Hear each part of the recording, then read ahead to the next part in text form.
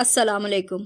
हमतन गोश में खुश आमदीद। तमाम नए आने वाले दोस्तों से गुजारिश है कि हमारे चैनल हमतन गोश को लाइक, शेयर और सब्सक्राइब करें और साथ ही बेल आइकन को प्रेस कर दें ताकि हर नई आने वाली वीडियो का नोटिफिकेशन आपको बर वक्त मिल सके। और कमेंट बॉक्स में अपनी कीमती आरा से ज़रूर आगाह कीजिएगा। शुक्रिया। तकदीर की फसूंगरी, किस्मत की चालबाजी या मुकद्दर का खेल, जुर्म, अफसरशाही और जागीरदारी के पस मंज़र में लिखी गई एक दिलचस्प दास्तान। गर्दाब।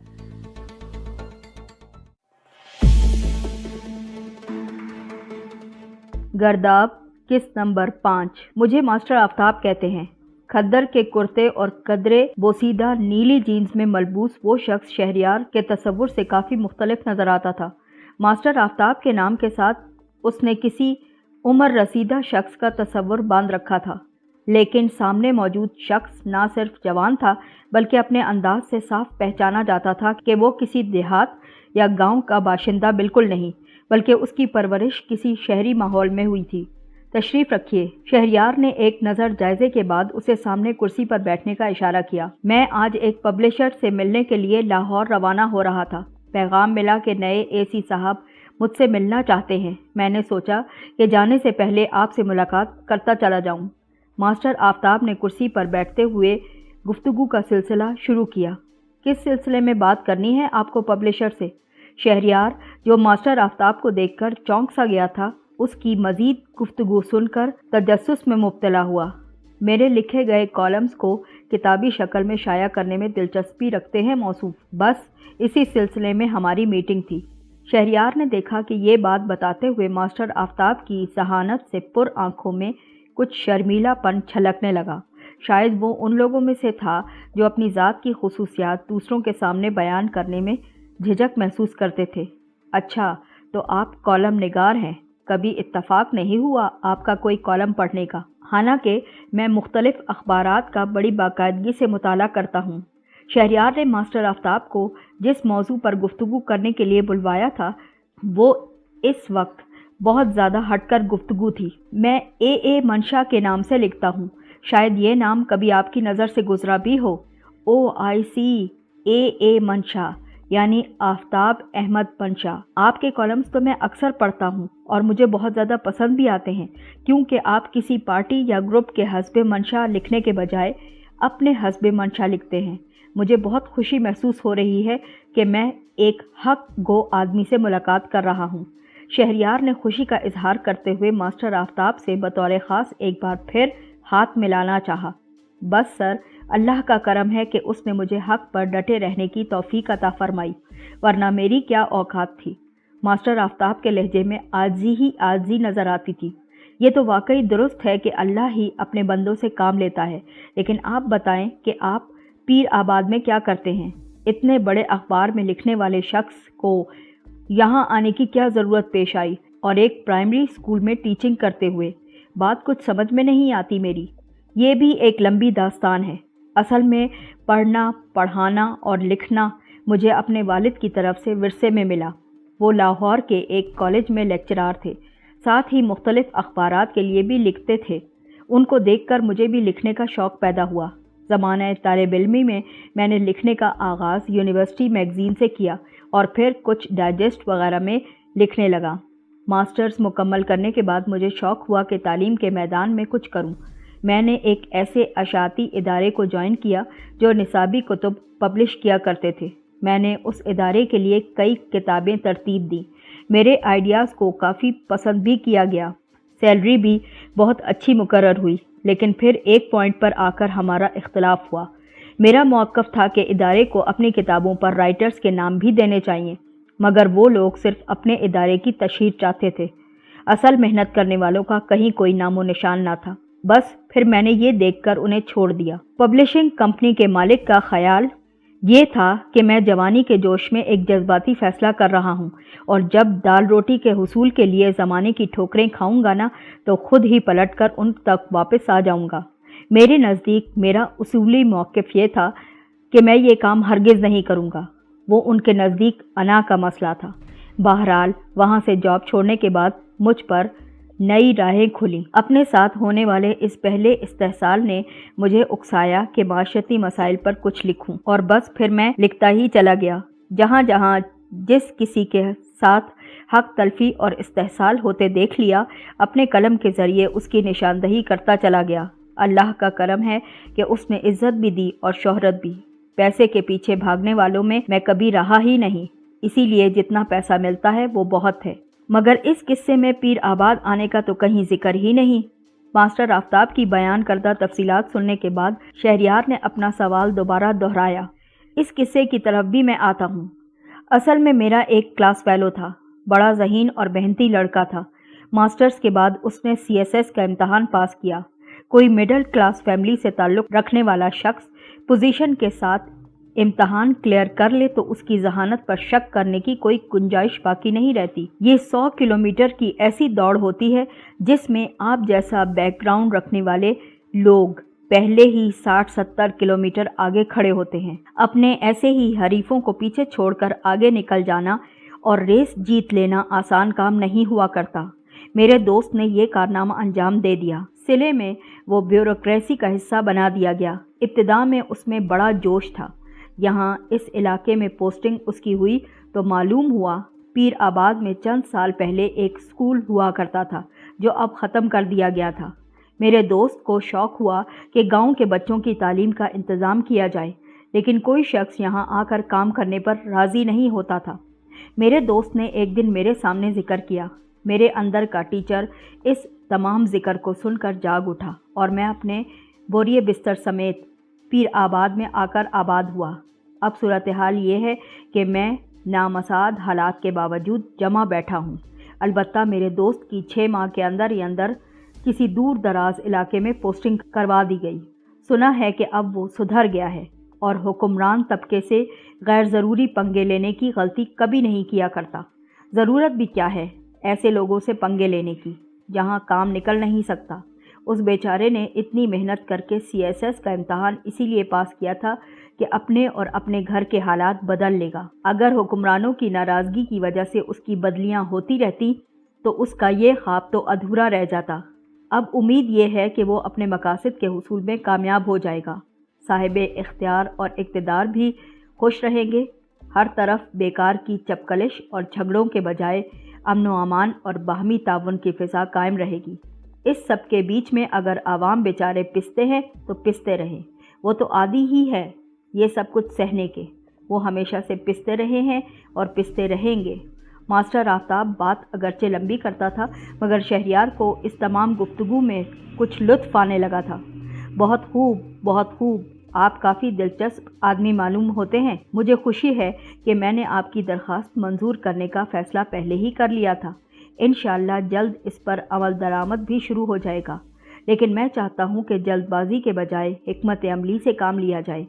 चौधरी इफ्तिखार को नाराज़ किए बगैर उनकी रजामंदी से भी स्कूल की इमारत में तोसी का काम किया जा सकता है। मुझे उम्मीद है कि मैं इस सिलसिले में उनको मनाने की कोई कोशिश ज़रूर करूँगा तो कामयाब रहूँगा। बस कुछ वक्त लगेगा। क्या आप थोड़े अरसे के लिए मज़ीद इंतज़ार कर सकेंगे? बिल्कुल सर, बिल्कुल। जहाँ 2 साल इंतज़ार किया है वहाँ थोड़ा सा मज़ीद इंतज़ार करने में यकीनन कोई कबाहत भी नहीं है। मुझे असल खुशी इस बात की है कि आपने कम अज़ कम मेरी इस दरख्वास्त का संजीदगी से नोटिस तो लिया, वरना इससे पहले तो किसी को इतनी तौफीक भी ना हुई थी। मास्टर आफ्ताब ने झट से जवाब दिया, ओके आफ्ताब साहब, आपसे मिलकर बहुत खुशी हुई। मेरी ख्वाहिश तो ये थी कि आपसे कुछ देर और ज़्यादा गुफ्तगू होती, लेकिन आप भी लाहौर के लिए कुछ लेट हो रहे हैं और मेरे पास भी चंद एक मुलाकाती मज़ीद बैठे हैं। बेहतर तो ये है कि मैं आपको इजाज़त दे दूँ, मगर इस उम्मीद के साथ कि इंशाअल्लाह हमारी मुलाकात बहुत जल्द होगी। शहरियार के अल्फाज में मौजूद खलूस उसके चेहरे से भी झलकता था। मास्टर आफ्ताब ने गर्मजोशी के साथ शहरियार से हाथ मिलाया और मुस्कुराता हुआ कमरे से बाहर निकल गया। थकन से बुरा हाल हो गया मेरा। जाने ये शहरी औरतें पूरा पूरा दिन बाज़ारों में कैसे गुजार लेती हैं। हम तो बस कोई घंटा भर ही गुजार पाए, मगर अब मेरा तो पूरा जिस्म इस बुरी तरह दुखता है कि अब रात को बदन दबाए बगैर नींद नहीं आएगी मुझे। स्याह शीशों वाली गाड़ी पक्की सड़क छोड़कर गांव की तरफ जाने वाले कच्चे रास्ते पर आई तो पिछली नशिस्त पर बैठी ताजवर ने अपने साथ मौजूद किश्वर की तरफ देखते हुए तबसरा किया, शहरी औरतों को हमारी तरह सुबह तड़के घरों से निकलकर बाजार के लिए रवाना नहीं होना पड़ता ना। ये जो थकन चढ़ी हुई है हमारे बदनों पर, ये बाजार में खरीदारी के लिए घूमने से नहीं चढ़ी, ये उस सफ़र की वजह से चढ़ी है जो हमने लाहौर से खरीदारी के शौक में किया था। किश्वर का जवाबी तबसरा बहुत ज़्यादा तल्ख था। तू तो हर वक्त बस अंगारे चबाए बैठी रहे। अगर सनोबर आजकल दूजे जी से ना होती ना तो मुझे तुझे साथ लाने का एहसान कभी ना उठाना पड़ता। ताजवर को किश्वर के अंदाज पर तकरीबन गुस्सा आ गया। ना उठाती ना ये एहसान, क्या ज़रूरी था कि लाहौर जाकर लिबर्टी से ही ख़रीदारी करनी थी। इधर फैसलाबाद चली जाती, वो करीब भी पड़ता था और इतनी थकन भी ना होती। किश्वर ने दूबदू जवाब दिया, फैसलाबाद में भला क्या मिलता है? उर्स पर अब्बा जी कितने मेहमान बुलाते हैं शहर से। अफसरों की बीवियां नए नवेले डिज़ाइन वाले कपड़े पहन कर आती हैं। उनका मुकाबला करने के लिए तो लाहौर से ही ख़रीदारी करनी पड़ती है ना। अब देख, हम तीनों बहनों के लिए कैसे शानदार सिले सिलाई जोड़े लेकर आई हूँ। गांव की दर्जन को तो ऐसी सिलाई आती ही नहीं। आपको ज़रूरत क्या है अफसरों की बीवियों से मुकाबला करने की? वो अपनी जगह है, हम अपनी जगह। ताजवर की बात सुनकर किश्वर ने एतराज़ किया, मगर ताजवर जवाबन कुछ न बोली। उसकी तवज्जो किश्वर से हटकर कच्चे रास्ते पर चलते नीली जीन्स और खद्दर के कुर्ते में मलबूस शख्स की तरफ मबजूल हो चुकी थी। ये शहरी मुंडा कौन है? उसने अगली नशिस्त पर मौजूद मुलाजमा से सवाल किया। ये तो मास्टर आफ्ताब है, शायद शहर से वापस आ रहा है। करमू चाचा मगरिब के बाद अपने तांगे को मज़ीद फेरा नहीं लगवाते, इसीलिए बेचारे को पैदल आना पड़ता है। मुलाजमा जो अब तक ड्राइवर के साथ अगली नशिस्त पर गूंगी बहरी बनी बैठी थी, ताजवर को मज़ीद मालूमात फराहम करने लगी। मुझको भी यही शक था। बड़े अरसे से सुनती थी कि ये शहरी मुंडा गांव के स्कूल में जमकर बैठा हुआ है। देखने में तो बड़ा अच्छा पढ़ा लिखा आदमी मालूम होता है। सोचती हूँ मुनव्वर के अब्बा से कहूँ कि मुनव्वर को घर पर पढ़ाने के लिए इसी मास्टर की ड्यूटी लगवा दें। अभी तो मुनव्वर छोटा है, उसे पढ़ने के लिए शहर नहीं भेज सकते ना, इसीलिए मेरा अपना दिल भी नहीं करता उसे खुद से दूर करने के लिए। अभी 2-3 बरस इधर ही रहकर पढ़ना लिखना सीख जाएगा, फिर बाद में उसे शहर भिजवा देंगे। तेरा क्या ख्याल है किश्वर? मैं बात करूं मुनव्वर के अब्बा से, इस मास्टर आफ्ताब को मुनव्वर को पढ़ाने के लिए लगवा दूं कि ना? अपना इरादा जाहिर करने के बाद ताजवर ने किश्वर की राय भी जाननी ज़रूरी महसूस की। किश्वर जो गाड़ी के बैक व्यू मिरर में लम्हा ब लम्हा दूर होते मास्टर आफ्ताब को देख रही थी, खुद को मुखातिब किए जाने पर बुरी तरह से चौंक पड़ी। क्या कहा आपने मुझसे? मैं पूछ रही थी कि मुनव्वर को पढ़ाने के लिए इस मास्टर आफ्ताब को रखवा लूं कि नहीं, पर तू तो किन ख्यालों में गुम है, मेरी बात सुनती ही नहीं। ताजवर ने खफगी से अपनी बात को दोहराया। ये तो बहुत अच्छा ख्याल किया तूने आपा, आप ज़रूर भा अशरफ से बात करें। किश्वर ने ताजवर की भरपूर तायीद करते हुए दोबारा बैकव्यू मिरर पर नज़र डाली। वहाँ मास्टर आफ्ताब का अक्स गायब हो चुका था, मगर वो अब भी उसी अक्स को देख सकती थी। ये अक्स बैकव्यू मिरर से हटकर उसकी आंखों की पुतलियों में जैसे जम सा गया था। पर्दों का एक ढेर था जिसे इस्त्री करने के लिए वो घंटा भर से इस्त्री स्टैंड के आगे खड़ी थी, लेकिन वो ढेर था कि ख़त्म होने का नाम ही नहीं लेता था। चौधरी इफ्तिखार की वसीअ अरीज़ हवेली में बेतहाशा खिड़कियां और दरवाजे थे। इसी हिसाब से पर्दों की भी एक बड़ी तादाद मौजूद थी। उर्स के मौके पर जब हवेली में बहुत बड़ी तादाद में मेहमानों को मदऊ किया जाता था, उस वक्त हवेली की तज़ीनो आराइश पर भी खुसूसी तवज्जो दी जाती थी। शहर से धुल कर आने वाले ये नए पर्दे भी इसी आराइश का एक हिस्सा थे, जिन्हें इस्त्री करने की जिम्मेदारी महबानों के सुपुर्द की गई थी। इस्त्री स्टैंड के आगे खड़े खड़े उसकी टांगें शल होने लगी और कमर अकड़ कर तख्ता हो चली थी। उसका बस नहीं चलता था कि सारा काम एक तरफ डालकर खुद घर की राह को चल पड़े, लेकिन ऐसा करने का वो सिर्फ सोच ही सकती थी। अमल की राह में माँ बाप और बहन भाई की इल्तिजा करती निगाहें हायल हो जाया करती थी। ये नज़रें उससे कहती थी कि अगर तुमने वड्डी चौधराइन के हुक्म से सरताबी की कोशिश की तो हमारी ज़िंदगी, जो पहले ही अच्छी खासी सख्त गुजर रही है, और भी मुश्किल में पड़ जाएगी। नज़रों की इस इल्तिजा ने महबानों के हाथ पैर बांधने के बाद उसकी ज़बान पर भी कुछ मोहर सी लगा दी थी। اب وہ خود کو ملنے والے ہر حکم کی خاموشی سے تعمیل کرنے کی کوشش کرتی تھی۔ البتہ پہلے دن ضرور اس نے حویلی سے گھر واپس جانے کے بعد حویلی میں خود سے روا رکھے جانے والے ناروا سلوک کی شکایت کرتے ہوئے دوبارہ حویلی جانے سے انکار کی کوشش بھی کی تھی، لیکن اس موقع پر نورا نے اپنی منت سماجت اور مجبوریوں کی داستان سے اسے خاموشی اختیار کرنے پر بھی مجبور کر دیا تھا۔ ماں بانو اپنے ماں باپ کی مجبوریوں کو سمجھتی تھی، لیکن اسے ان کی اس غلامانہ روش سے سخت اختلاف بھی تھا۔ ان کی اس غلامانہ روش نے اسے جس مشکل میں پھنسا ڈالا تھا، اس کے بعد وہ اپنے ماں باپ کی طرف سے مزید بددل ہو چکی تھی، لیکن اس نے فیصلہ کر لیا تھا کہ اب وہ اس سلسلے میں مزید زبان کبھی نہیں کھولے گی۔ وہ مشقت کے یہ چند بھاری دن خاموشی کے ساتھ گزار کر کبھی نہ کبھی واپس پلٹنے کے لیے گاؤں سے فیصل آباد واپس جانے کا مصمم ارادہ بھی کر چکی تھی۔ ماں بانو، تجھے تاجور بی بی بلا رہی ہے۔ رانی کی آواز نے ماں بانو کی سوچوں کو توڑ ڈالا۔ کون تاجور بی بی؟ استری شدہ پردہ ایک ملازمہ کو تھماتے ہوئے ماں بانو نے بیزاری سے پوچھا۔ وہاں کام ایک چین کی شکل میں ہو رہا تھا۔ ماں بانو پردہ استری کر کے دیتی تو دوسری ملازمہ استری شدہ پردے میں ہک لگانا شروع کر دیتی۔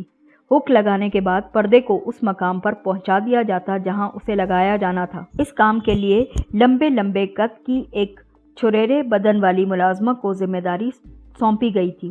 وہ ملازمہ اونچے سے سٹول پر چڑھ کر پردوں کو ریلنگ میں لگانے کا کام بخوبی انجام دے رہی تھی۔ استری کا کام چونکہ سب سے زیادہ دقت طلب کام تھا، اس لیے اس کام پر ماں بانو کے علاوہ بھی ایک اور ملازمہ مقرر کر دی گئی تھی۔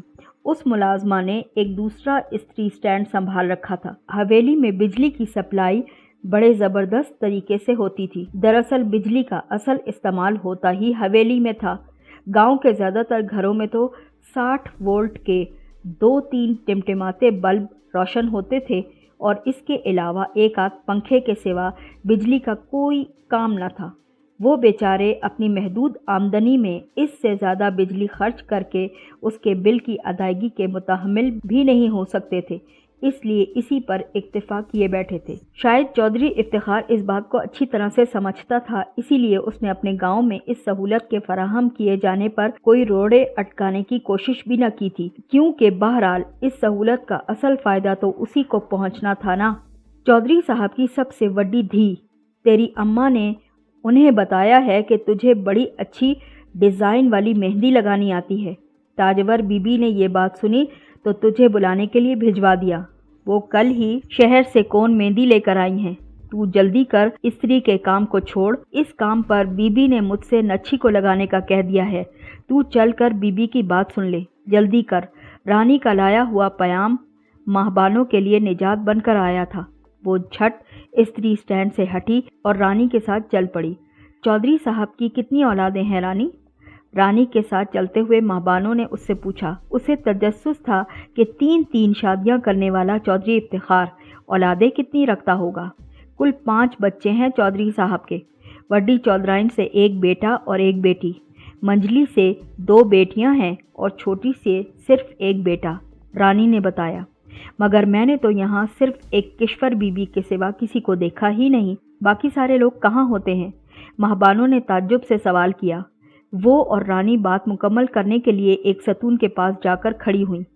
تاجور بی بی اور سنوبر بی بی کی شادی کو تو کئی برس بیت گئے، دونوں بیاہ کر اپنے ماما کے گھر گئی تھی۔ کشور بی بی کا خاندان میں کوئی جوڑ نہیں، اس لیے وہ ابھی تک اسی حویلی میں بیٹھی ہیں۔ مشکل ہی ہے کہ ان کا کہیں بیاہ ہو۔ چودھری صاحب کے خاندان میں لڑکیوں کا بیاہ باہر کرنے کا رواج بالکل نہیں، مردوں کو بھی ایک شادی ضرور خاندان میں کرنی ہوتی ہے۔ اب بیچاری کشور بی بی کی قسمت کے دور نزدیک میں ان کے جوڑ کا کوئی رشتہ موجود ہی نہیں۔ تینوں بہنوں سے وڈے مراد چودھری ہیں، وہ کئی برس سے امریکہ میں رہ رہے ہیں، اپنی بیوی اپنے بچوں کے ساتھ وہیں امریکہ میں آباد ہیں۔ کبھی کبھی ملنے کے لیے حویلی آ جایا کرتے ہیں، ویسے ان کا خرچہ یہاں سے چودھری صاحب ہی بھجواتے ہیں۔ سب سے چھوٹے بہزاد چودھری، وہ تو سمجھو اللہ لوگ ہیں، کسی چیز کا ہوش نہیں رکھتے۔ حویلی کی اوپر والی منزل پر سب سے الگ تھلگ رکھا گیا ہے انہیں۔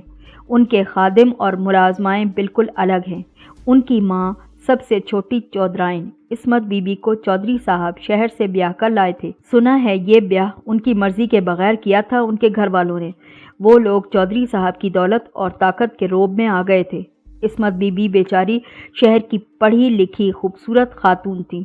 उन्हें चौधरी साहब की बीवी बनना मंजूर बिल्कुल ना था, लेकिन जाहिर है लड़की ज़ात कहाँ तक अपने घर वालों से लड़ती। ब्याह कर आखिरकार हवेली पहुंची, पर उनका यहाँ दिल नहीं लगता था। लोग बताते हैं बड़ी अच्छी तबीयत की मालिक थी, सबसे बहुत अच्छे तरीके से बात किया करती थी, लेकिन खुद बहुत उदास और परेशान रहती थी। शायद उनकी इस कैफियत की वजह से ही जब ब्याह के 2 साल बाद बहजाद चौधरी दुनिया में आए तो जहनी तौर पर बिल्कुल ठीक न थे। खुद इस्मत बीबी उनकी पैदाइश के वक्त जान से चली गईं। अपनी किश्वर बीबी की उनसे बहुत ज़्यादा दोस्ती थी। उन्होंने किश्वर बीबी को लिखना पढ़ना भी सिखा दिया। उनकी इस मेहरबानी की वजह से अब किश्वर बीबी का वक्त कुछ अच्छा गुजरता है। वो सारा वक्त किताबें और रिसाले पढ़कर अपना दिल बहलाती रहती हैं।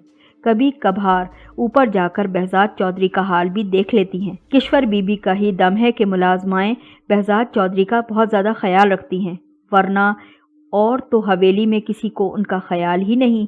खुद चौधरी साहब भी कभी बेटे का हाल मालूम नहीं करते और कभी पूछने के लिए नहीं जाया करती। महबानों के पूछने पर रानी ने सारी तफसील कह सुनाई। फिर ज़रा सटपटाते हुए बोली, तूने मुझे बातों में लगा लिया। वहाँ बीबी राह देखती होंगी, तेरी वजह से मेरी भी शामत आ जाएगी। वैसे भी ये सब कहते हैं कि रानी को बातें बनाने का बहुत शौक है। अभी भी सब यही समझेंगे कि मैंने तुझे बातों में लगा लिया, और यही समझेंगे कि रास्ते में खड़े होकर बातें करने लगे। तेज़ तेज़ बोलती वो महबानों को अपने साथ लेकर एक कमरे में दाखिल हुई। यहाँ उस वक्त चौधरी इफ्तिखार की दोनों बीवियों के साथ उनकी तीनों बेटियां भी मौजूद थीं। कहाँ मर गई थी तू? इतनी देर क्यों लगा दी वापस आने में? रानी को देखते ही ताजवर ने उसे डपटा। वो बीबी इसको फारिग करवा के नच्छी को काम पर लगाने में थोड़ा वक्त लग गया, इसीलिए देर हो गई। रानी ने कुछ दरोग गोई से काम लेते हुए अपनी सफाई भी पेश की। चल ज़्यादा बकवास न कर, मुझे सब मालूम है कि तू कितनी हट हराम है। मौका मिलते ही कहीं बातें बनाने के लिए बैठ गई होगी या फिर खड़ी हो गई होगी। रानी ने सही कहा था कि ताख़ीर पर उसकी बातूनी फितरत को ही मोरद इल्ज़ाम ठहराया जाएगा। ताजवर वाकई उसके बनाए बहाने को खातिर में बिल्कुल न लाई थी। रानी ने भी मज़ीद सफाई पेश करके उसके गुस्से को मज़ीद भड़काने के बजाय खामोश हो जाना ही मुनासिब समझा। ला वो कौन, ला ना जल्दी से, इसे ला कर दे ताकि ये मेहंदी लगाना शुरू कर दे। ताजवर ने सख्त लहजे में रानी को हुक्म दिया, जिसकी उसने फ़ौरन से तामील शुरू कर दी।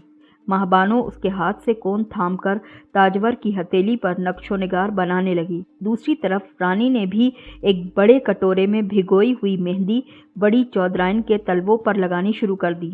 मौसम अच्छा खासा ठंडा था।